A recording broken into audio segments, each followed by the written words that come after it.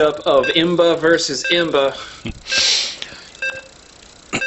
On a map like Abyssal City, when you know where your opponent is, it's very tempting to just put that macro hatch down and go balls to the wall. You know, it's just that tempting. Yep. The two base speedling baneling all in, pretty effective on most maps. I've seen it done many times in the Platinum and Unders. Okay. What map is this again? Abyssal City. Abyssal City. Sorry. So here we are on the GSL Abyssal City, and spawning in the leftmost position we have the green Zerg player who only has one life to live. It is XXYoLoSwaGXx. Yay, clap, clap, clap. In the right position, we have the purple Zerg victorious in our last game over a very unfortunately placed Diamond Protoss. It is iGDanLee.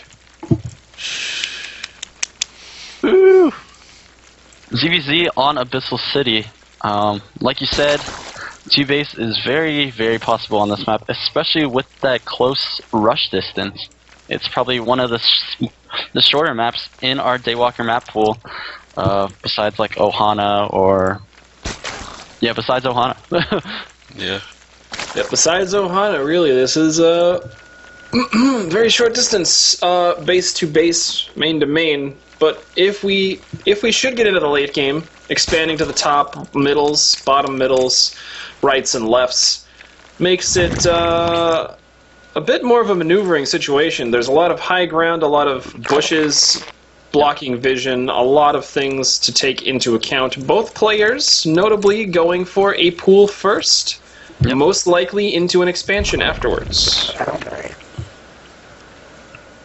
Yeah, I mean, I really like this map. Just seeing how many different attack paths there are. There is the two high ground areas in the middle. There's the low ground towards the side. There is the center with the destructible debris. I mean, it is Zerg heaven, pretty much.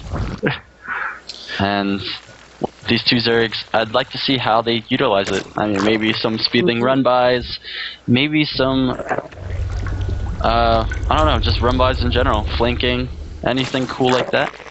I'm excited to see it. Could happen. First variation already. We have DanLee with the earlier gas by a good long time, actually. Yep. Gas now going down for YOLOSwag.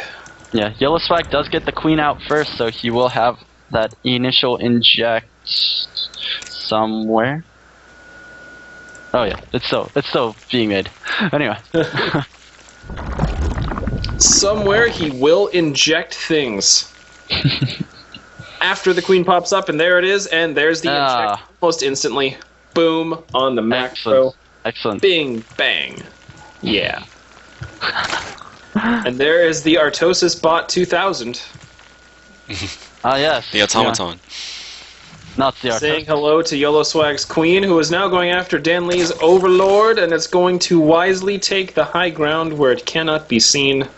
To the, what did you call it, Azaria? It was the water dome? Aquadome? The Aquadome. The Aquadome, yes. It's the Aquadome. Where those overlords roam. Okay, so we have our Baneling Nest going down for DanLee. Whereas YOLOSwag has not put down any tech himself. His speed's actually behind DanLee, even after taking a later gas.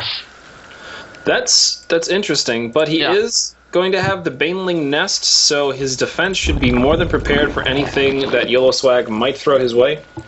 Baneling Nest for YOLOSwag. It's going to be considerably late, so I think DanLee, if he decides to, he could put some pressure on here, or he could just take the lair. Whatever works for him, you know. I actually like taking the lair at this particular time because he has the Overlord scouts. He knows basically what's going on. There's nothing to be afraid of, so why not spend the gas on that lair? He knows he's not going to be aggressive himself, and YOLOSwag so far has not shown aggression either, although YOLOSwag now taking a in-base... He's making a macro hatch already. Oh, is it this balls to the walls play that toliveanddie was begging for? Roach one goes down, and that indicates... Yeah. Yeah, this is that, like, 11-ish minute timing that we saw in the other match. Yep, this is actually... this build is one that I am sort of familiar with. It's an older timing where you get about 50 drones, and then you just stop. You make your 3 hatcheries, you max out Roach, and you go in and attack and attack and attack. And you do take a third base behind this. But we see right now the Spire going down for DayWalker. And DayWalker's going to put 2 spine crawlers, but he's not... 2 spine crawlers won't be able to take this many roaches. 11 roaches out for YOLO. He definitely needs more spine crawlers down. Oh my god. 4 more roaches added to that number. I really do not like that YOLO does not have a lair right now, because he's not going to have roach speed. And against Mutalisk, slow roaches, there's just no way you're going to get... Like, he can get these roaches across the map right now, because there's no mutas in the air. But the re-rally of troops, once there are mutas, he will not be able to reinforce. Like, once his forces at the front are killed off, that'll be it. Yeah. I do think DayWalker got his gas his 3rd and 4th gases a little late, because he won't have as many mutas as one would want, really, at this point of the game. The Spire's about to finish. Only 2 spine crawlers. He put down a 3rd. Yep. Oh no, DayWalker's Overlord now sees the roaches on the way. What does he do in response? He says, "Gee." What? Yep. What is going on?